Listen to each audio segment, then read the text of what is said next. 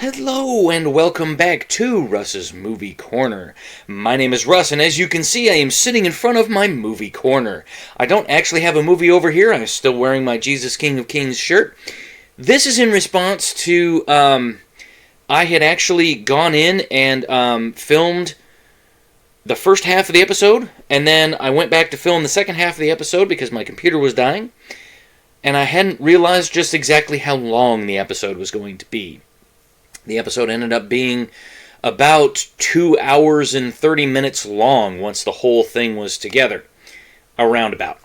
So I thought, oh no, what am I going to do? So I decided I would just film a quick outro, and I'm going to film a quick intro.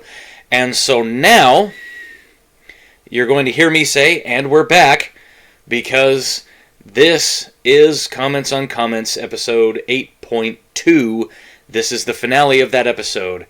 Thank you, and now to the episode itself. And we're back! Sorry about that. Due to entropy, my battery died. Almost. So I had to go get the cord and plug it in, and yeah, entropy sucks! But anyway, he says, of utmost importance, entropy is an energetic phenomenon, and only tangentially has come to do with the distribution of matter in a system. When confining matter to a smaller volume, or while confining matter to a smaller volume, there are fewer translational energy levels above the system, and hence a lower density of states for a system. It is the number of microstates of the energy quanta corresponding to a macro state that is important to determine the entropy of a system, and hence the two are related. However, two gases separated by a barrier will indeed mix, despite maintaining the same volume, and hence one can't separate entirely the distribution of matter and distribution of energy. Okay, so this guy's continually talking about microstates. That is, when molecules are broken down to their component parts, basically the individual molecules instead of the whole, like smoke after a fire. Which is, in and of itself, disordered. Okay? Because it was broken from their parent parts. I thought you would have figured that out by now.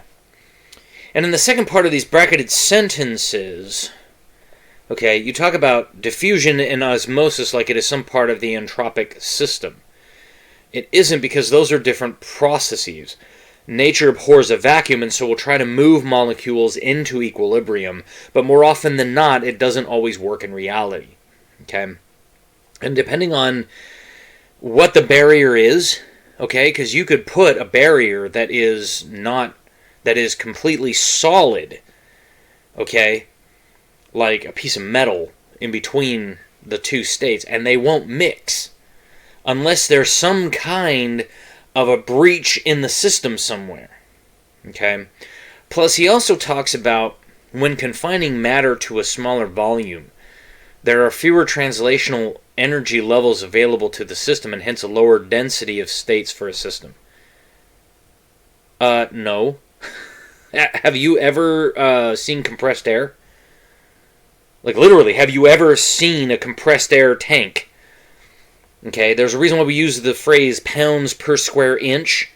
Okay, like, just the other day, I was helping my father, okay, blow out the sprinklers, and we were blowing up to blow out the sprinklers, we put the system to 50 psi. And that means that in that tank, the air that's in there, every square inch of that tank, okay, about that big, has 50 pounds pushing on it. I have a barbell in my bedroom that I can crank to weigh 50 pounds, okay? That's a heck of a lot of weight to be pushing on a steel tank in a square inch. Okay? So, the whole thing that you're talking about here, hence a lower density of states for a system, no, it's a higher density. Okay? If I'm pushing something into a smaller container, okay, depending on how much pressure I'm putting on it, I could literally be compressing that thing down to where it explodes. Go see what happens to a boiler. Okay? A steam boiler when it explodes. When it has a leak in the system. Oh, those suckers take off like rockets. Okay. Then he comes back and says, statistically speaking, the molecules of a gas are unlikely to move to one side of a container without work being done on the gas. But work on the gas would increase the entropy of the universe, as the plunger, or whatever does the compression, would have to increase its entropy. What? If you have a container without any partitions sitting there and some gas is allowed in, the molecules will not require much energy to move around the container. See mass spectrometers. That's literally how they read it. Is they shatter it with a beam, and then the gas that is released, that's how they measure it.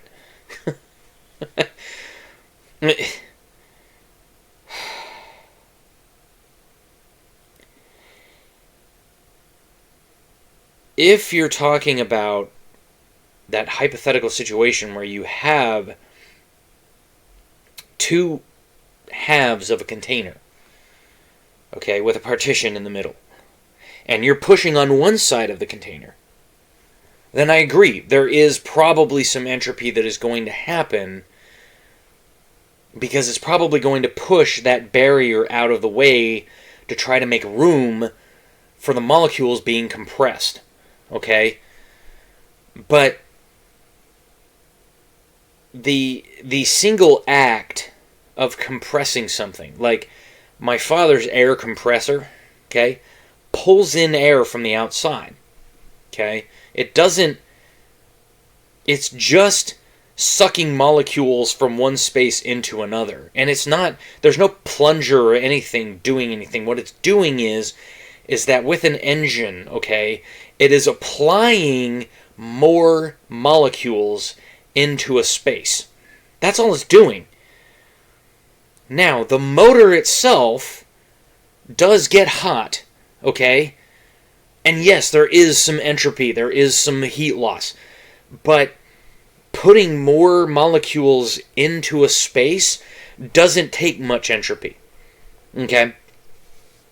And I mean, like, literally what this guy said here, okay, how he said it, okay, is so idiotic that everyone who heard that statement, okay, is now dumber, including myself, for having heard it. Ugh. Then he goes on to say, the second law is a law of statistical mechanics rather than a fundamental law of nature. Dude, that is a total nonsensical statement. Again, what did you copy this off of? Like, no website, not even Wikipedia said this, okay? Like, no website I visited made this dumbass statement. Ever. Okay. It says, accordingly, violating it is not entirely impossible. However, its violation is extremely unlikely. But because its violation is not impossible, only extremely unlikely, it turns out that over extremely long time frames, a violation may eventually occur. For example, a classical system which exhibits the second law of thermodynamics over reasonable time spans may nonetheless violate the law over times of the order of its Poincare recurrence time. When Poincare recurrence occurs, the entropy of the system will decrease to its original value. However, given the Poincare recurrence time is going to be greatly longer than the age of the universe so far, this is a purely theoretical consideration. Okay, I don't know what violations could be happening, as none have been observed so far that we know. So basically, with the Poincare recurrence, there's a guy named Henri Poincare. He was a French mathematician and theoretical physicist in the 1890s, in the 1800s.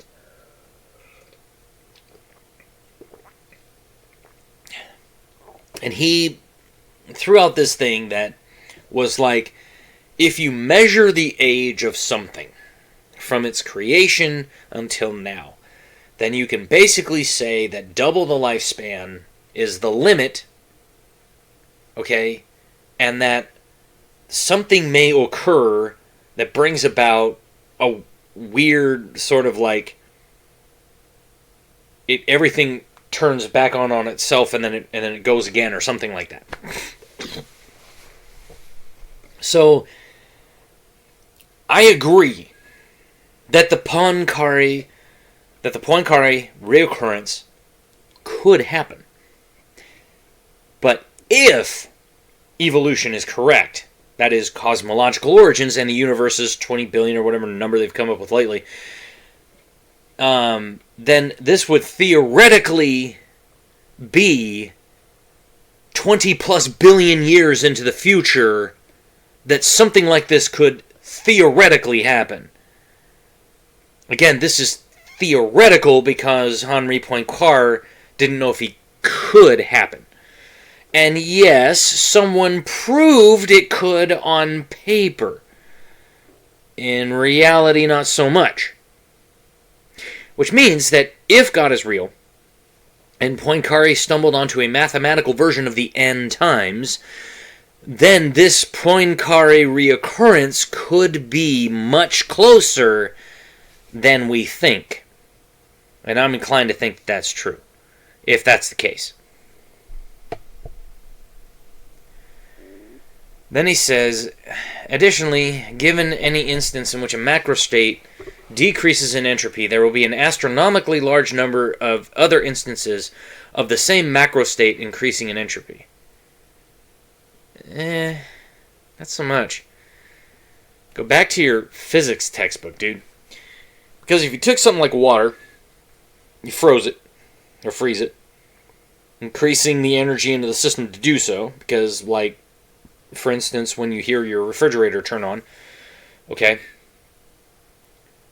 once you start the melting process, the macro state of ice will melt into water. And once you start that melting process, that process will increase, okay? Thus releasing that thermal energy that we feel as cold, that thermal energy into the surrounding atmosphere, even in a closed system. Ergo, this statement is arguably true, though magnified to an extent that it doesn't make any logical sense.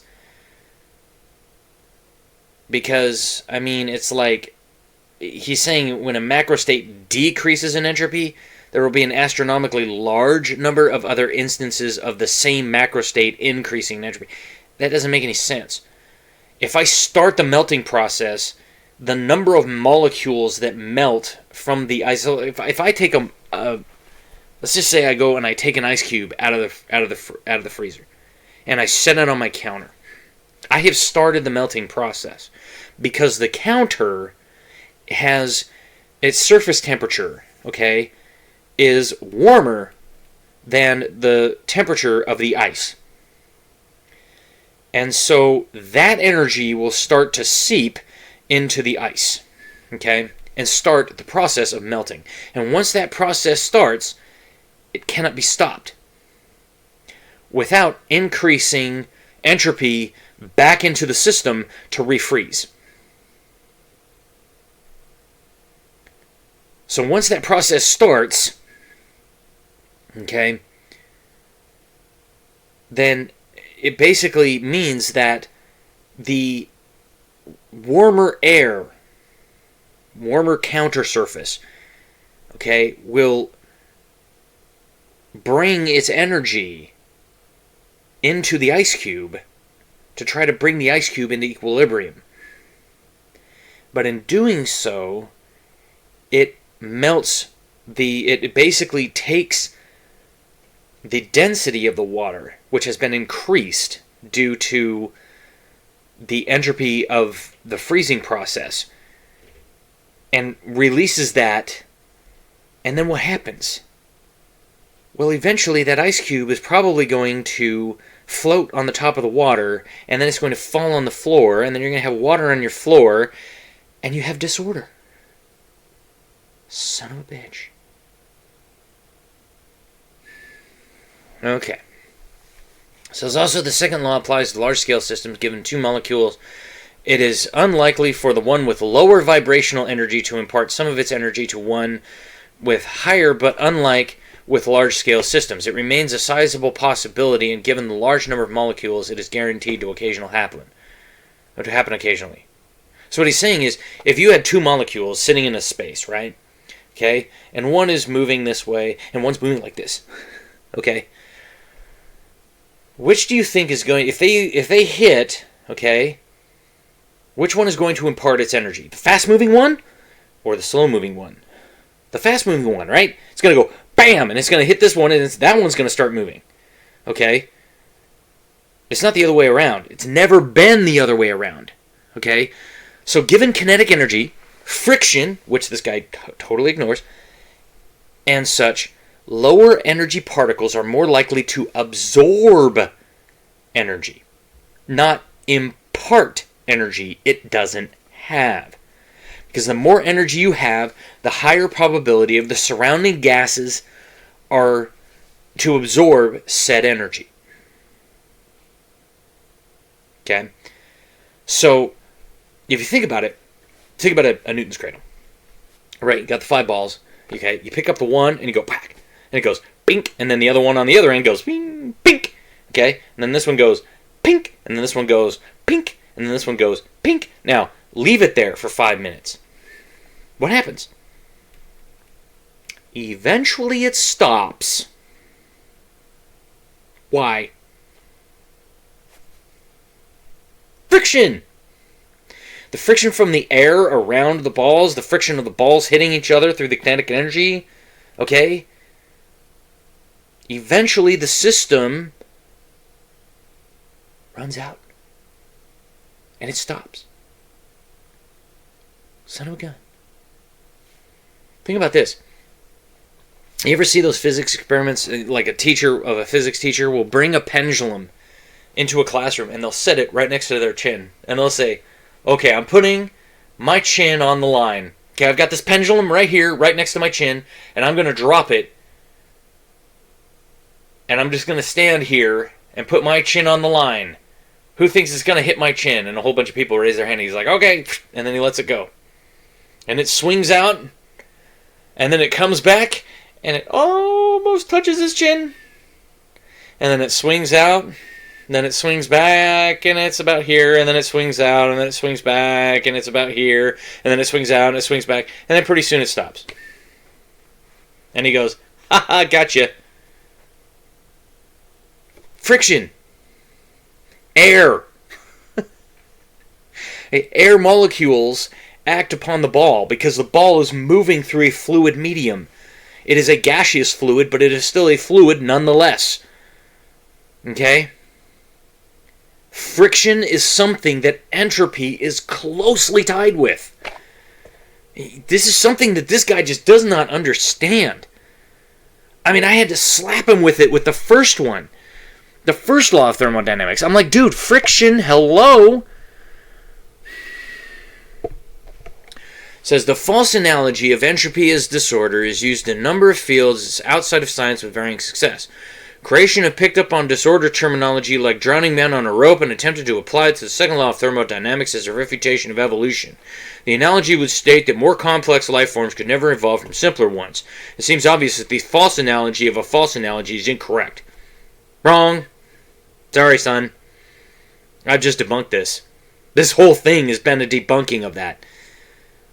Okay? You keep attempting to show that there isn't, and when you conveniently leave out many things that makes the whole system work, entropy may not be disorder in and of itself, but the fundamental principle of the second law is disorder in the most basic of systems. Which means that this isn't a false analogy as you claim, but a correct use of the basic theorem applied in reality.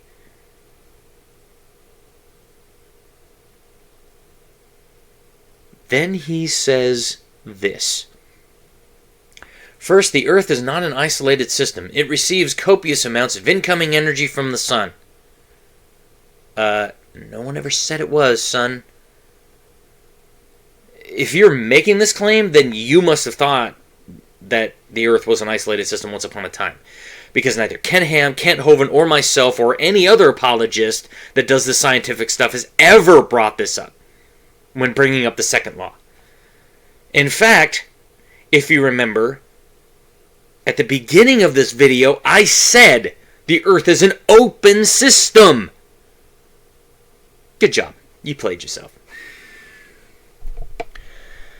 Says, living organisms may be considered as open systems as well, since they exchange both matter and energy in their surroundings. Yes. Inasmuch as the Earth is an open system. Again, no one's disputing this. And listen to this. Okay, this is a word salad of the greatest thing. Listen, just listen. He says, also, the second law doesn't say that order can never increase, but that the net amount of order in the system decreases. In other words, the amount of order that was produced on Earth ends up being much less compared to the amount of disorder produced in the universe as a whole. Dude, you just are using different words to describe disorder. That if something isn't ordered, then by definition it is what? Disordered! Again, congrats. You played yourself. Listen to this.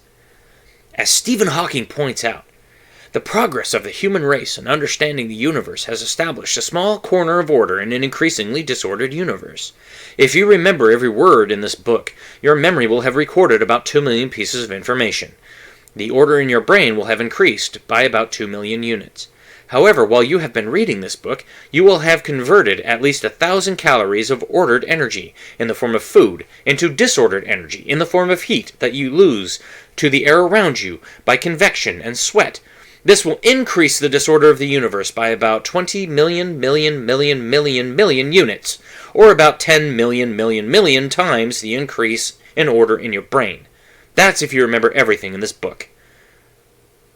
A Brief History of Time, Stephen Hawking, Chapter 9. So, Stephen Hawking ascribed entropy to disorder. Oops! Funny how that works! And only now, after his death, physicists are attempting to change the meaning because people use this to debunk the universe around them. Good job, it's what you guys do all the time! And you blame us for this kind of stuff? What the hell, dude? You guys changed evolution. You guys changed the meaning of, like, entropy. Because, like, you just said entropy is not disorder, and then you actually quoted Stephen Hawking saying, literally, that the universe is disordered by entropy! God! I can't just... Oh, the amount of cognitive dissonance is breaking my brain. I cannot... This is so stupid! Ugh. Alright. Then he says, second, evolution does not imply that life is becoming increasingly complex. Yes, it does. Says that only natural selection allows genes to be passed on differentially. No. Such that life forms characteristics change over time in response to their environment. No. That's speciation. Okay? Evolution does actually say, it's not implied, it actually says that life is becoming increasingly more complex. We started as single-celled organisms, and now we're multicellular organisms. Our brains are supposed to be the pinnacle of this. Do you not read a biology book? Fucking idiot. God. Yeah, and then he literally describes speciation. Okay? Genes to be passed on differentially, which doesn't mean anything, such that life forms characteristics change over time in response to their environment. Yeah, that's speciation. That's adaptation. That's not macroevolution. That's just microevolution, okay? That's just adaptation. That's just change This variation's on a theme that has nothing to do with macroevolution, the species becoming more complex, which is what you ascribe to. If I have to explain it to you, your arguments are invalid. Your arguments were invalid before you even started, you moron. God. It is also corruption to believe life is always more ordered than inanimate objects. In fact, life does not violate the second law of thermodynamics in strict energetic sense. The energy of the sun is converted into chemical potential energy, which is converted into mechanical work or heat, since, again, the Earth is not an isolated system. Duh. Nobody ever said that. Nobody. Nobody's disputing that fact, okay? What it is that, I mean, like, literally what you're saying is what every single physicist and Christian and atheist has ever said about the second law of thermodynamics. Yes, in an open system, things happen, entropy happens, okay? Then he goes on to say, in each case, energy transfer is inefficient, and some energy is dissipated as heat to the environment. Duh. Leading to a dispersion of energy. In the same way, ordered snowflakes can form when the weather becomes cold, but the entropy of the universe still increases. Yeah. But snowflakes aren't ordered, dude. They're fractals. Fractals are by their very nature not ordered. They have offshoots everywhere. They have things going everywhere. Okay, the only thing ordered about a snowflake would be the actual crystalline structure of the atoms. That's about the only thing that is ordered about a snowflake. And when it hits the ground, okay, then the other snowflakes that land on top of it compress it and break that crystalline structure into a layer that we have to brush off of our cars. Okay? Creating more snowflakes and transferring that chaos and disorder somewhere else. Because we need to move our car to go to work or to go somewhere or to do something. Duh.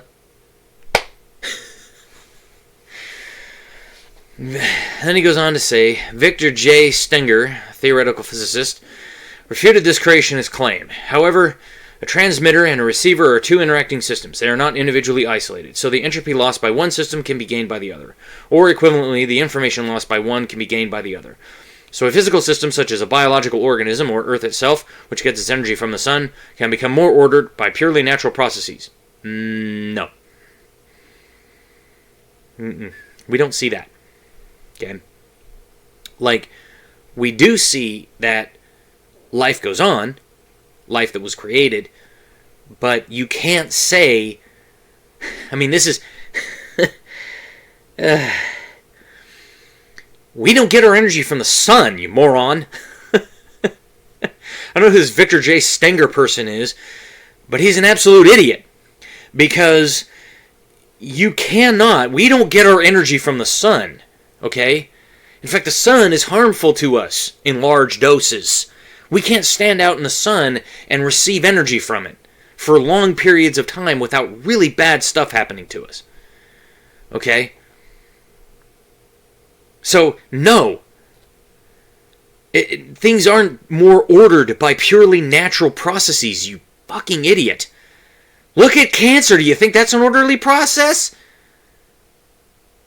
God, these idiots. My God. If this is the best they have, man, it is no wonder that people like me, who I'm not a physicist, I'm not a chemist, I'm not a biologist, but if I can refute these claims, any Christian out there can refute these claims if you just use basic logic. Think about this. Really let it marinate. That this one guy, Victor J. Stenger, is saying that when you have a transmitter and a receiver that are two interacting systems, they're not individually isolated. Well, they wouldn't. I mean, if you were going to have them communicate, if you had a transmitter and a receiver, you can't isolate them, you moron. So the entropy lost by one system can be gained by the other. How?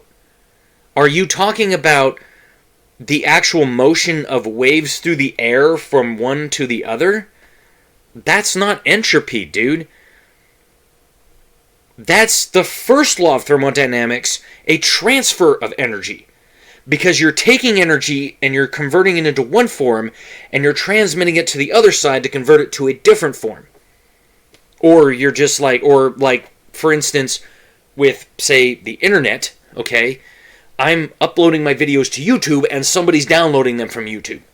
So I make my videos here, and then someone somewhere else can watch my videos by linking to a server, and that data travels through the server to their computer, and then their computer receives it and then turns it back into a video signal that they then watch this video.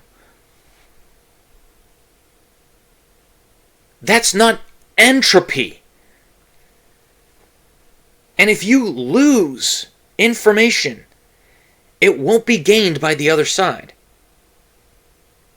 If that transmitter got knocked off like this, and only like 90% of the beam was hitting the transmitter, because the signal was going like this, okay, or the signal was going like this, so like 10% of the signal was lost, that transmitter isn't picking up that 10%. That 10% is gone. Now, if you're talking about there's another transmitter somewhere else that might pick up that 10% of the signal, that's a completely different system. That's not the same system that you were talking about. This is an idiotic claim. This is the basic fallacy of, I don't understand what I'm doing. Okay? This is a fallacious claim. Okay? Because he's literally saying entropy lost by one system can be gained by the other, transmitter and receiver. They can't. Because again, you can't take the waste heat from this one and transfer it to this one and have it work. That's not how it works, you morons. This is what I mean by both sides don't understand entropy. This Victor J. Stenger person doesn't understand entropy at all. If he thinks that a receiver on one side and a transmitter on the other, this can send its heat over here and this one can use it, is bullshit. It's not how it works. And information lost by one can be gained by the other. It can't. Because again, if the transmitter gets knocked off of its axis a little bit, so that 10% of the signal is not getting through, okay, you have a cone of information coming, and 10% of that doesn't get to the transmitter or to the receiver's not going to pick up that 10%. Now, you can have a separate receiver that picks up that 10%, but that's a totally different system. You're not talking about the same system, which is what he's trying to conflate. That can't happen. I'm sorry. Okay? So then he's saying here, in a physical system such as a biological organism or Earth itself, so then he takes a biological organism, which could be anything from an amoeba or a bacteria, all the way up to us, okay? And then he conflates that to, bam, the Earth. Which is an open system, by the way. Okay, which gets its energy from the sun, can become more ordered by purely natural processes. No, it can't. No, it can't. It doesn't. Because things die. Okay? Now, other things can use that. Those are symbiotic relationships. Like, for instance, if a tree falls in the forest, and, microbes and fungi and stuff like that will grow on it. Okay? And they will use that tree's, some of that tree's energy to feed itself. But after a while, that whole thing just decays away. Including the fungus, including all of the bacteria, including all that stuff that grow inside that tree. Okay? Fade away. So no, that's not order. This guy is basically saying that I think entropy works like this. That I can take the waste heat from this and transfer it to this, and I can take information lost from this and transfer it to this, which you can't. And because of that, then everything from biological organisms, trees, plants, you, me, bacteria, flies, whatever, to boom, the Earth, that gets its energy from the sun, that breaks down molecules because it's radioactive. Things can become more ordered by purely natural processes. Okay, what processes would that be? Floods? Are those ordered? Volcanic eruptions? Are those ordered? What processes are you talking about, son? I don't care who you are. Okay? If you have this level of cognitive dissonance when you're thinking about something as simple as entropy, that's beyond. Okay? Fucking gone. Okay. We're coming down towards the end. We're almost done. A quote in reference to chemistry education illustrates this point. One aspect of biological systems that intrigues students is the possibility of discovering violations of the well-known laws of thermodynamics and physical chemistry. It is easy to refute most of the examples suggested. A germinating seed or an embryo developing in a fertilized chicken egg are often naively cited as examples of isolated systems in which an increase in order or decrease in entropy occurs spontaneously. It is evident, however, that respiration, assuming O2 is present, produces an increase in entropy in the form of heat, which more than compensates for the decrease in entropy that arises when the elements present in the seed or in the yolk of the egg are organized into tissues of the plant or the animal. Indeed, neither germination nor embryonic development will occur in the absence of oxygen in the system in question. And then he has this thing, Klein, JJ, an apparent violation of the second law of thermodynamic and biological systems, J. Chem Education, 1979, 56.5, 314. In reference to evolution, P.Z. Myers put it, the second law of thermodynamics argument is one of the hoariest, silliest claims in the creationist collection. It's self-refuting. Point to the creationist, ask whether he was a baby once. Has he grown? Has he become larger and more complex? Isn't he standing there in violation of the second law himself? Demand that he immediately regress to a slimy puddle of mingled menses and semen. You are doing that. Because the minute you're born, you're dying. Even though, yes, you do grow over time. Okay? Just like a tree grows. Is a tree in violation of the second law of thermodynamics?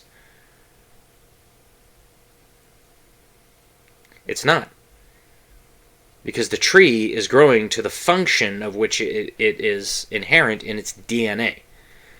Because now you're bringing DNA into something, and that is not in violation of the second law of thermodynamics, because every time you have mitosis in your cells, parts are lost. Okay? Look at an 80-year-old. Look at a 60-year-old. Look at a 40-year-old. I'm one. Look at a 30-year-old. Look at a 20-year-old. Look at a 10-year-old. Look at a 15-year-old. Look at a baby. Look at a toddler. Look at an 8-year-old. You'll notice that everything is proportionally the same. Your skull, your bones, your arms, your legs. You haven't changed. Go look at a picture of yourself as a kid. Then look at yourself now. You haven't changed. You really haven't. You've gotten more mass. Okay? Some of your bones may have lengthened, but the proportion of from here to here, okay? From the tip, from your shoulder to the tip of your finger, that proportion never changes. I'm talking proportionality now, okay? I'm not talking about, like, oh, I'm an adult, so, I'm doing this. No. Okay?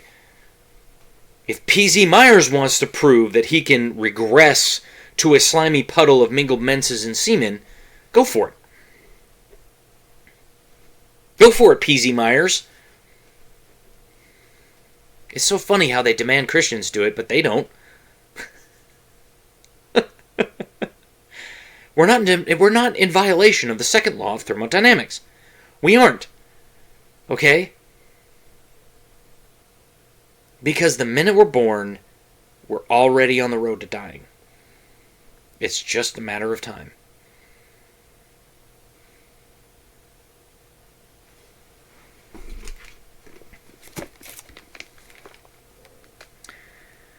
Let me read you something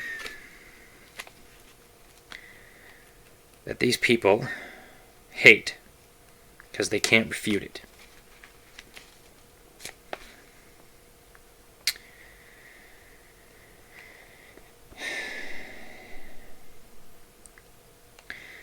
Psalm 139, for the choir director, a psalm of David. O Lord, you have searched me and known me. You know when I sit down and when I rise up. You understand my thought from afar. You scrutinize my path and my lying down, and are intimately acquainted with all my ways. Even before there was a word on my tongue, behold, Lord, you know it all. You have enclosed me behind and before, and laid your hand upon me. Such knowledge is too wonderful for me. It is too high, I cannot attain it. Where can I go from your spirit, or where can I flee from your presence? If I ascend to heaven, you are there. If I make my bed in Sheol, behold, you are there. If I take the wings of the dawn, if I dwell in the remotest part of the sea, even there your hand will lead me, and your right hand will lay hold of me. If I say, surely the darkness will overwhelm me, and light around me will be night, even the darkness is not dark to you, and the night is as bright as the day. Darkness and light are alike to you. For you formed my inward parts. You wove me in my mother's womb. I will give thanks to you, for I am fearfully and wonderfully made. Wonderful are your works, and my soul knows it very well. My frame was not hidden from you, when I was made in secret, and skillfully wrought in the depths of the earth. Your eyes have seen my unformed substance, and in your book were all written the days that were ordained for me, when as yet there was not one of them. How precious also are your thoughts to me, O God, how vast is the sum of them. If I should count them, they would outnumber the sand. When I awake, I am still with you. Oh, that you would slay the wicked, O God. Depart from me, therefore, men of bloodshed, for they speak against you wickedly, and your enemies take your name in vain. Do I not hate those who hate you, O Lord? And do I not loathe those who rise up against you? I hate them with the utmost hatred. They have become my enemies. Search me, O God, and know my heart. Try me and know my anxious thoughts. And see if there be any hurtful way in me, and lead me in the everlasting way.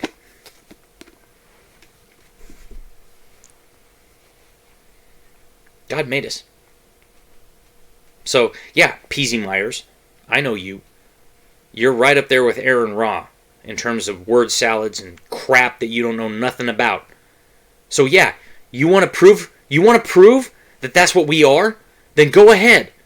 Regress yourself into a slimy puddle of mingled menses and semen. Go. Go on.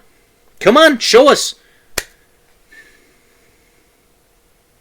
Oh, he didn't do it? Oh. Wonder why not. Probably because he can't violate the second law of thermodynamics. Just like we're not violating the second law of thermodynamics by existing. P.Z. Myers doesn't know what the second law of thermodynamics is if it walked up and slapped him in the face. Although if it did, then it'd probably knock some common sense into him. Then he said, furthermore, Carl Sagan pointed out that if the second law of thermodynamics were applied to a god, then God would necessarily have to die. Then he gives another link to a place called atheistnexus.org. One thing.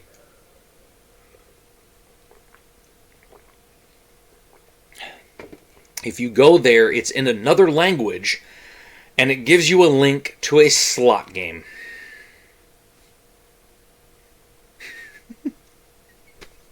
Another dead link. You gotta love this crap. So, I went out and searched Carl Sagan, the God hypothesis, okay, which is what he's quoting here. And it goes, there was a whole bunch of quotes on a page attributed to Carl Sagan under this subtitle called the God hypothesis. And nowhere in there could I find anything that were that this happened, okay, where Carl Sagan pointed out that if the second law of thermodynamics were applied to a god, then God wouldn't necessarily have to die. I don't see anything where Carl Sagan actually said that. And besides, God is outside of the universe, so it wouldn't apply to him, because he created the universe. So if he created the isolated system, he is not necessarily a part of it. So, Carl Sagan, I found this paragraph, and I read it, and I went, oh, man. So this is who they're holding up. Not only P.Z. Myers, who won't regress into a slimy puddle of mingled menses and semen, but Carl Sagan, who said this. Andrewian suggests an experiment. Look back at the pale blue dot of the preceding chapter. That's the picture from Voyager 1 when it was like so many billions of miles away. And they basically pointed the camera back at Earth. Okay, because they knew where the antenna was pointed because the antenna was pointed at Earth. So they pointed the camera in the same direction as the antenna and they took a picture. Okay, and there's like this line running down the middle. And in the middle of that red line, there's a little pale blue dot. Okay. So, this is Carl Sagan. Andrewian suggests an experiment. Look back again at the pale blue dot of the preceding chapter. Take a good long look at it. Stare at the dot for any length of time and then try to convince yourself that God created the whole universe for one of the 10 million or so species of life that inhabit that speck of dust. Now take it a step further. Imagine that everything was made just for a single shade of that species, or gender, or ethnic, or religious subdivision. If this doesn't strike you as unlikely, pick another dot. Imagine it to be inhabited by a different form of intelligent life. They too cherish the notion of a God who has created everything for their benefit. How seriously do you take their claim?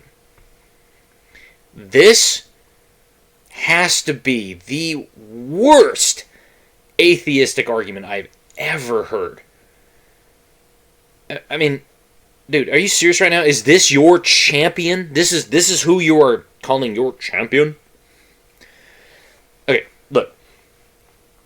Us Christians, we're not putting a gun to your head, okay, and saying, believe. And also, you needn't look any further than this pale blue dot to understand that what Carl Sagan said is ridiculous. Look, if there are alien life forms out there that venerate God, do you think it would be Zeus? Odin? Flying spaghetti monster? Or God, the creator of all things? If there is only one God, as Jews, Muslims, and Christians claim, then why would an alien race believe in another God over the one who created them? So, if I were to meet this alien life form, and I were to say, do you believe in God? And they go, God. Creator. The one who created everything. Yeah. Yeah, I believe in God. Awesome. I would have no problem with that. So yeah. I'd probably believe that the God they worship is pretty much the same as the one I worship. If I could compare their texts to my texts and find commonality, okay? A God who's omnipresent, omniscient, all-knowing, righteous, just, holy, sent his son to die, I would be like, dude, yeah, this is God. And so, yeah, to that God dying comment, I have zero clue to what he's referring to. Again, the link you provided is dead, and I found nothing about Carl Sagan saying such a thing under this God hypothesis crap. Okay? I mean, he's basically trying to claim God is dead, because in his limited mind, he cannot fathom how God did things. Like, literally, that was a quote of his on this page under this God hypothesis, is it was like, well, I mean, I can't believe that a God would have, written a book thousands of years ago, given it to those people. And I'm like, well then, okay, Mr. God, how would you have done it then? Mr. Carl Sagan, I am God, how would you have done it? Literally, how would you have done it? I mean, come on, man. Are you fucking stupid? Well, just like Stephen Hawking. Now they know. And then he says, brief quiz about thermodynamics. How many generally recognized laws of thermodynamics are there? We know about the second law. Give the numbers for the other laws. Okay, here you go. From Cambridge University. This is on their website. Summary. The three laws of thermodynamics describe systems that exchange energy with each other or with some environment. This exchange may be the system doing work or heat being absorbed. In principle, the number of particles could also be changed. These processes may be quasi-static, so that the condition of equilibrium is maintained during the process and the process is reversible. But it may also be that the system goes from one equilibrium state to another via a non-equilibrium process, for example, the free expansion of gas. The executive summary consists of the following statements. Number 1. The first law states that heat is a form of energy and that energy is conserved. I already said that. 2. The second law tells us that the system cannot convert all absorbed heat into work. Machines that are 100% efficient do not exist. In the second law, a new important state variable, the entropy S, is introduced. 3. There is a lowest temperature at which a system is maximally ordered, where the entropy trends to zero. This is a consequence of the quantum mechanical nature of the physical system, which becomes relevant at very low temperatures, aka absolute zero, which we haven't reached yet. It's theoretical at this point. 3 actual laws of thermodynamics, and 1 zeroth law that didn't exist until a few years ago. Because the scientists who are now atheists, or who are atheists, want to dunk on creationists, which in and of itself only works by the law's own definition in a closed system.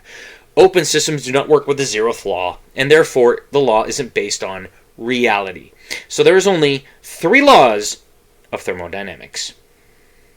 Sorry, son, you just got owned.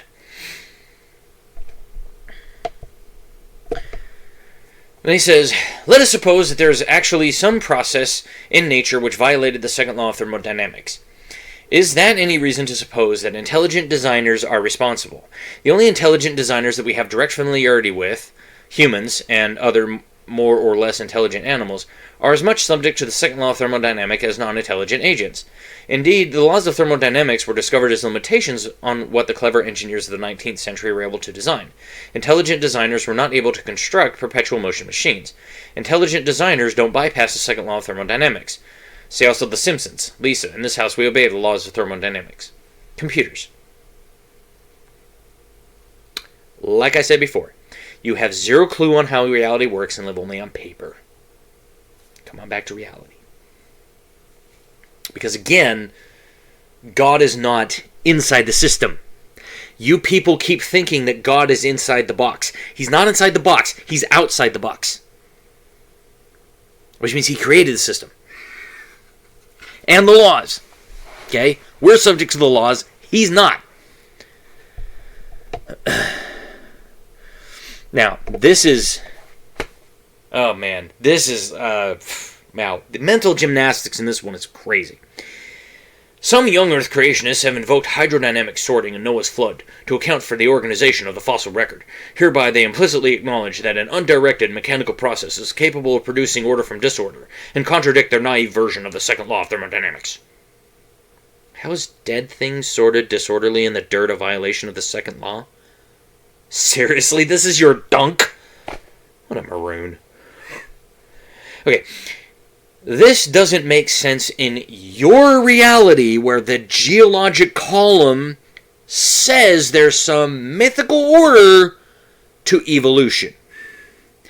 And in your ignorance, you think you can dunk on me with this crap statement that makes zero sense in a global flood that buried creatures differently depending on size rather than a mythical order. And that also doesn't make sense is polystrate fossils like trees that stood, somehow, by your logic, for millions of years while all the layers built up around it. Even though we know that when a tree dies, it goes boom. Not to mention the fact that we know that it doesn't take billions or millions of years to create carboniferous coal and diamonds. Duh. Literally. Which means that your statement is based on your ignorance of science rather than some mythical violation of the second law. You played yourself. Again. These people. Okay. Last one. Then we'll wrap it up. But seriously, as we mentioned further up, it is technically possible for entropy to spontaneously decrease, since it is a statistical law and not an unbreakable law of nature. Such reversals are expected to occur mostly on small scales and will rarely enough not happen for a time span of at least several 100,000 times the current age of the universe. But eternity is a hell of a long time, and when the universe reaches a sufficiently low energy state for quantum effects to have an effect on large scale, single level, a single quantum fluctuation might be enough to start a new Big Bang, and approximately 10 to the 10th to 10 to the 10 to the 56 years, which is a hell of a lot of time. Which is it? Can it or can't it? You keep contradicting yourself at every turn. Like, on the one hand, you're saying, you're over here saying, there's no contradictions. None. They can't violate the law. Then over here, you're saying, well, I mean, there could be, maybe. And, but it's like it would take like 10 to the 10 to the 56 years, which is a hell of a long time. So maybe not. Which is it? Can it be violated or can't it be violated? Because if it can be violated, then it's not a law. It would be a theory. Okay? A law is like gravity. We can't break gravity, okay?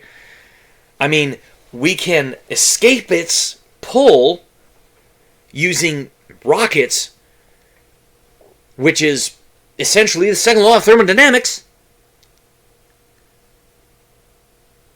But we can't break it. Like, I can't sit here and just suddenly go, I'm going to float up, and then start floating up. It won't happen.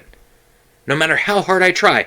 I can pick up this cap, and I can go for 1,000,000 years, and it's never not going to fall down. Because it's a law. Just like it's a law of entropy. So either it's a law or it's not.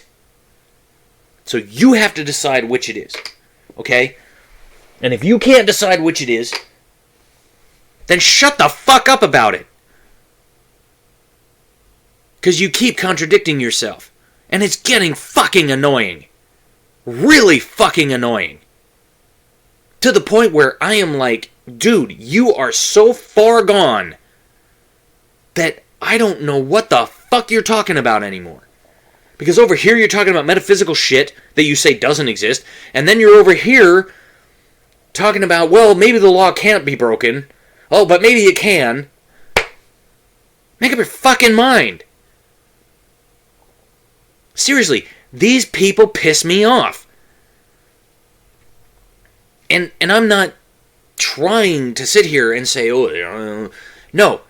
These people absolutely piss me off because they champion people that have zero knowledge of the actual laws of physics. Okay? And they have zero concept of what religion and what a relationship with a creator God is actually all about. And they want to try to lecture us on how things work. I'm sorry. I have a manual on how things work. Okay? It's right here. It's called the Bible. Okay? And it's a hell of a lot better than the manuals you fucktards have come up with. And I'm sorry I'm using so much language, but I am so pissed right now. Okay? I have the right to be righteously angry when people like this fucking talk shit about stuff they don't understand. Okay? This is what we have to do. We have to get righteously angry. We have to get in these people's faces and we have to tell them, enough is enough. Shut your pie hole. And if I have to explain it to you, your argument is invalid. Automatically. And I don't want to hear it anymore. I really don't.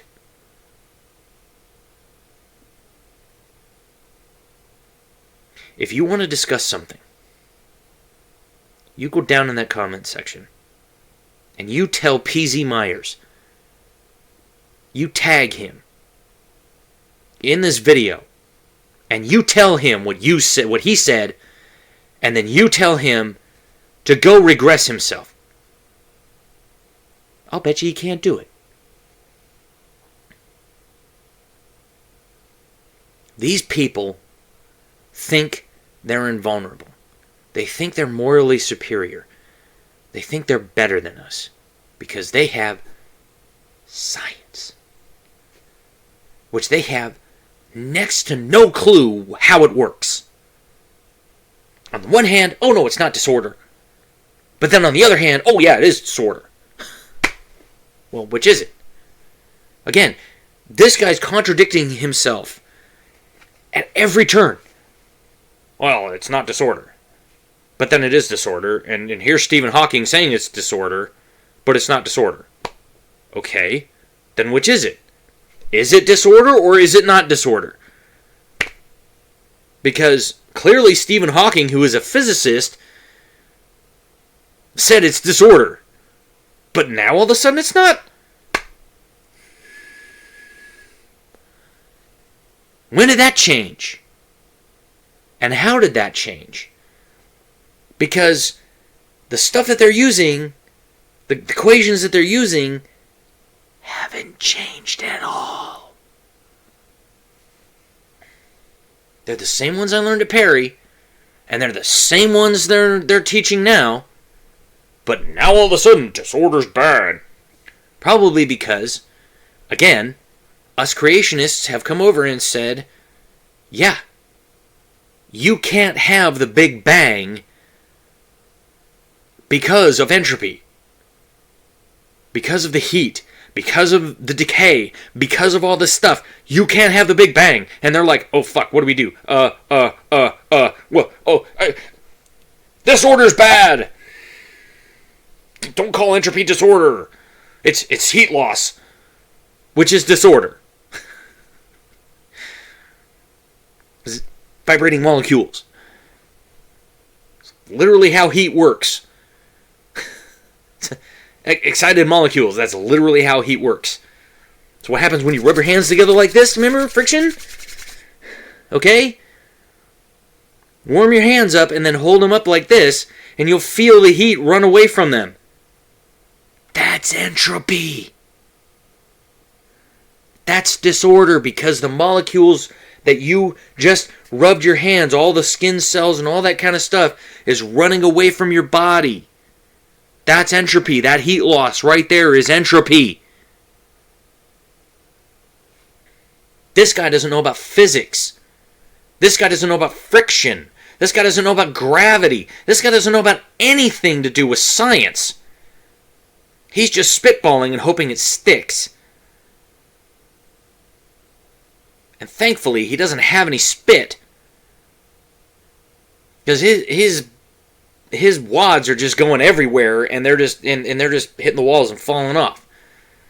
Because nothing makes sense in this. Okay? I mean, like when he said just a little bit ago, that it's like, oh well, there's a global flood and an orderly thing with animals that violates the second law. Only in your world, where you have a mythical geologic column that supposedly sorted animals over millions of years, that somehow has trees that stood up for millions of years while layers built up around it, with no erosion marks in between the layers, which we would see if there was actually something in between the layers. There's actual time in between the layers. But there isn't. It's a fabrication. It's a myth. And they want to make it a reality. Sorry, that's not how it works. The reality is, God ordered a flood as judgment on an unjust world. Yes, it happened. And this world that we have today is because of it. The cancers, the diseases, the predators, everything is a result of Genesis chapter 3 and Genesis chapter 5 through 7. It's like the end of chapter 5.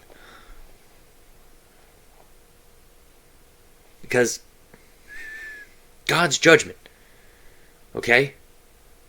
People's lifespans in the Bible, if you really read the Bible, people's lifespans in the Bible went from 900 years to 100 years in 3 generations after the flood. Okay? Like, Noah's sons lived like 400 years, then the next people lived like 150 years, and then the next people lived 100 years. Shit happened. This world used to be a hell of a lot different. And it ain't because there was some mythical thing 65 million years ago. Oh no. Wasn't that long ago. But what happened radically changed this world. And what we see today is not what it was back then. And it's not violating the second law of thermodynamics. Because you don't understand the law of thermodynamics. Any of the laws of thermodynamics. And if you think that stupid 0th law of thermodynamics is some kind of a dunk, it's not. Because it only works in a closed system. Because I can tell you that on the Earth, which is an open system, here in reality, that's not how it works. Just look at the weather. Look at the water cycle. There is no equilibrium at all. And I can tell you that, like I said, I live very close to a river. It's literally like if I walk out of the back door of my apartment and walk about 3 blocks, okay, from my apartment I can walk to the river in about 10 minutes, 15 minutes, maybe 20 minutes tops. It is, and I can see it flowing. That's not equilibrium. Okay? The oceans are not in equilibrium because they're constantly moving because of the tides. The air is not in equilibrium because there's clouds, because there's weather, because things freeze and fall, and just, it's Yeah, that zeroth law is bullshit. You learn about that in physics. The way I learned about it was the teacher told us about it, okay? And he said, because we had to learn about it because we were studying closed systems, because we're instrumentation techs. 90% of what we work on are closed systems. Actually, probably 100% of what we work on is closed systems, okay? And if you think about it, you have paper mill. You start with wood chips and you end with paper, okay? And it's a process from start to finish. And it's a closed system from start to finish. It's not an open system, okay? Because you're not taking anything externally in. Everything happens inside the plant, okay? Everything goes. You start with the chips, you digest those down, you break down the lignin, and then you blow down the digester, and then you clean it out. You take the liquor off one way, and then you take the pulp the other way, and the pulp goes into a vat, and it gets cleaned. And then goes into another vat, it gets cleaned. Goes into another vat, it gets cleaned. Then once it's nice and clean, you have all this nice, neat little wood fiber, okay? Then it flows into the head box, and it goes out, and then it gets rolled out onto the paper machine, okay? And then from the start of the paper machine to the end of the paper machine, there's a series of rolls. It goes up and down, up and down, up and down, up and down, and it goes all around. It goes up and down and around, depending on the paper machine. Okay, some of it's pretty thick, some of it's kind of thin. Okay, when it comes out the other end, it's a sheet of paper, and they roll it onto these big, gigantic rolls. Okay, and then when they get to a certain point, they take a knife and they walk across and they cut it. And then there's a guy who literally takes that and then puts it onto a new roller, okay? And it starts rolling the paper. And then they take that other roll of paper and they take it away. And then they take it and then they have to put it onto a separate roll, because it's on this big metal roll, but now they got to get it onto a cardboard tube that they can cut. Okay, because they have different sizes, because different other plants used what we had, because we're craft paper, so other parts used it for, craft paper for things like legal pads, the chipboard on the back of legal pads, and, the little, the thin paper board that you get for, like, your Coca-Colas in the 12-pack or the 24-pack, that thin kind of cardboard. You get that thin kind of cardboard from some of the craft paper that we made. And then some of the craft pulp that we had would get sent over and made into actual, like, corrugated cardboard. Okay? So some of the products that you use every single day might have some of the paper from the paper mill that I used to work at. Okay? And while we were there, we also had the lime kiln, which was a separate system, and then we had 3 boilers. We had 2 of them were operating, 1 of them was not. It was the third one was just kind of a if we needed it type of thing. But we had a recovery boiler. Okay, it's a big, tall building, and there's this gigantic boiler inside, and that's where we would burn our liquor. Okay, we took our black liquor and we'd send it in there, and it would burn. Okay, and we would send some gas in there to help it burn a little bit quicker and do some different things like that. Heats it up into steam. We use the steam to turn turbines to make electricity, to run the paper machines. We use the steam in the steam drums to dry the paper. I mean, we use the steam all over the mill. Okay? Some of it was used to help move stuff around, and then when it would finally turn into water, then they would bring that water back and they would put it back in the boiler, and then they would boil it again. And then we had a number 10 power boiler, which was, we had the wood chips that were cast-offs from the chips that we were boiling, that we were making into pulp. So some of the chips that we couldn't use. Okay, they were dirty, or they had, or they were like, they were actually like sticks. Or like they'd be like knots, and so we couldn't use them.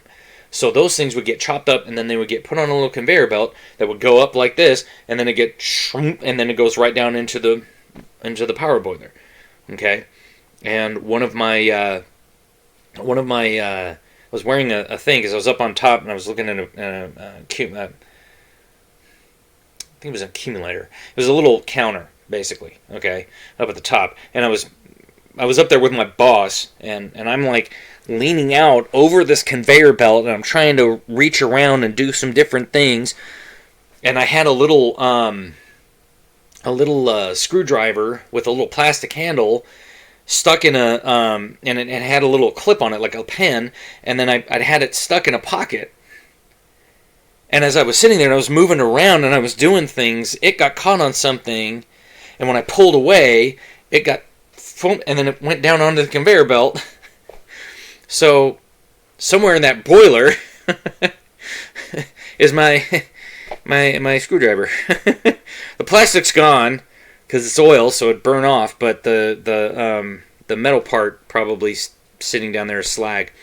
So yeah, I lost it. It happens. But that's what I mean. The thing is that that's a closed system. So when you talk about equilibrium, we do have equilibrium. And each of the tanks that we have for the pulp and stuff like that, we would have equilibrium in those tanks. And the equilibrium for that tank was equilibrium for another tank, which was equilibrium for another tank. And all of the systems were in equilibrium with each other. Because all of the digesters would always have, they'd always put a certain amount of pulp in there, and then they would always put a certain amount of liquor in there, and then they would burn it for a certain amount of time, they'd boil it for a certain amount of time, and then they would blow it down. And they would continually do this process. I mean, not only was there the M&D digester, which is the one I explained earlier, which is one of it like 45 degrees, but we had these big tank digesters, okay? And those big tank digesters, all they did was they would just take the top off, and then they would just bring this little machine over, and they put it in there, and then this conveyor belt would just this machine would just suck up the chips, and then the chips would go up and down into the boiler, into the digester, and then the digester, it would fill up to a certain point, and then the guy would be looking at the thing, and then he'd turn it off right as it got to the level, and then he'd pull the machine away, and then he would put the lid on, and then the operator would push a button once he knew that the lid was on, because the guy would radio down, hey, lid closed on number 5, and then he would click a button on number 5, and then the liquor would pour in. And then he would click that button to turn it off, and then he would click the button to start the process of digesting. So the whole thing is a closed system. Okay? So that's how it works. And I know I know this video is long as hell, and I'm sorry, but I needed to make this fucking video because these people don't understand how entropy actually works. And that's why I'm saying people on both sides don't understand how entropy works. Okay? Which is why I'm making this comments on comments episode, and it's why it's so long, is because I needed time to explain how entropy works in the real world. Not in some made-up fantasy reality where this guy's living, but in actual reality where we live. Okay? That, yes, Jesus, the King of Kings, yes, He, God and the Holy Spirit, created the heavens and the earth. We live in a universe, a single spoken sentence. Okay? Go read Genesis 1:1. Literally, go read Genesis 1:1. We live in a single spoken sentence. Okay? Don't know what else to say from that. So, smash that like button. Hit subscribe. Drop a comment below. Let me know. Do you think I'm barking up the wrong tree, or do you think I'm on the right track? If you're a Christian, I want to know, is this helping you in your apologetics? Is this helping you in your faith? Is this helping you strengthen your faith? Is this helping you understand that God created everything, including physics, okay, for our universe? He created everything, okay? Entropy didn't start working until after the fall. So you have to understand, the first 6 days up until the fall. So if you read Genesis 1 and 2, okay, before 3, there was amount of time. And for that amount of time, until the fall, Genesis chapter 3, the world was good because God made it. Everything was perfect. We don't know how long that was, okay? We can estimate because we can look at how long Adam lived, and then we can track that back to when he had Seth, and then we can track that back to Cain and Abel. And then from there we can kind of understand, because I think it says that like Adam was like 150 when he begat Seth. So we can say that, and we don't know exactly when the fall was from that 150 and when he had Cain, when they had Cain and Abel. Okay? So we don't know. We just don't. We don't know the amount of time. Okay? But the world was good. And then we had the fall. And then things went to hell. Literally. Okay? So I'm hoping this is strengthening people's faith. I'm hoping that this helps people understand where we are coming from as Christians. Okay? When we say entropy, we're not just talking about disorder, but we are saying that yes, like Stephen Hawking said, the universe tends towards disorder. Okay? It's not of... Everything is not just as it is on paper. Okay? So, again, I want to hear from you. Okay? Let me know what you think down in the comments below. And like I said, I'm sorry. I get righteously angry about this because these people absolutely do not understand anything science related. And it makes me so angry because it sounds like when they talk, it sounds very condescending. Okay? In fact, I mean, just today, there was a guy that was like, oh, it's been like 2 months, but I finally answered you. And I mean, it was a very condescending comment. And I went, yeah, and? It's my channel. I can answer who I want, when I want. I run my channel how I want. I'm not beholden to you. It's my channel. So you should be lucky that I even answered you at all. And then he wrote back, literally, he wrote back like 10 minutes later, and he was like, you should be proud, or you should be, whatever, that I even, you should be, happy that I even answered you at all or whatever. And he's like, and he said, Jesus effing Christ, I can't believe it. This is so sad. You don't understand. Blah, blah, blah. All this stuff. And I'm like, dude, seriously, you started this. Nobody's standing there, here again, nobody's standing there with a gun to your head saying, you have to, read and respond to every single comment that Russ's Movie Corner posts. Nobody's saying that to you. I'm like, you're literally doing this to yourself because you can go screw off whenever you want. Again, this is my channel. So, who's the sad one? Yeah, not thinking it's me.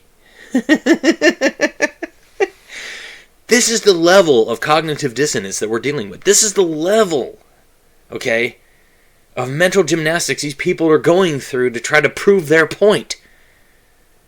We don't have the mental gymnastics. We don't have to use mental gymnastics. We don't have to use cognitive dissonance because we have a book that gives us all of the answers. Okay? That plus basic common sense about science, observable, real science, is your ticket to winning apologetics arguments. Okay? These people don't have a clue. I've said this so many times in my videos. They could beat me if they wanted to. They will never be able to because they will never get this far into the videos. But if you're here, thank you for watching.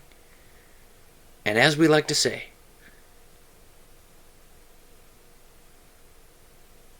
I have another video on the Spider-Man duology, The Amazing Spider-Man, because I just finished filming my first one, so I'm going to get that edited, get it out, and then I'll get the next one going, and then I'll get the final one on that one going. I know it's been a while since I've done that, so, but I had to make this video.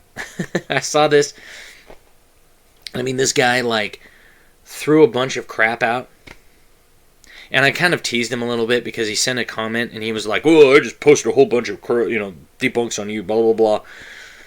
And there was nothing under the comment. Like, there was no other comments under the comment. And I'm like, where are the comments? Are they behind the couch? I put little asterisks, look behind the couch. Nope, they're not behind the couch. Are they behind your chair? Moves your chair. Nope, they're not behind your chair. I was just playing with it. I was being snarky. But I had to make this one because when I saw this, I was like, oh my god. This guy's so freaking beyond. Like, it's like, see ya. So, yeah, I really do hope that this helps people. And, like I said, I'm sorry for, getting a little heated, but I have to. Because if we don't, we're not doing our jobs. Because remember, Jesus himself said, if you deny me before men, I will deny you before my Father in heaven. Okay? Don't let that be your reality. Get out. Defend your faith. Okay? We all need to do it. We've been really silent for way too long. And it's time we rise up, and it's time we smite these people. In the name of God. And as we say, we will see you on the next one.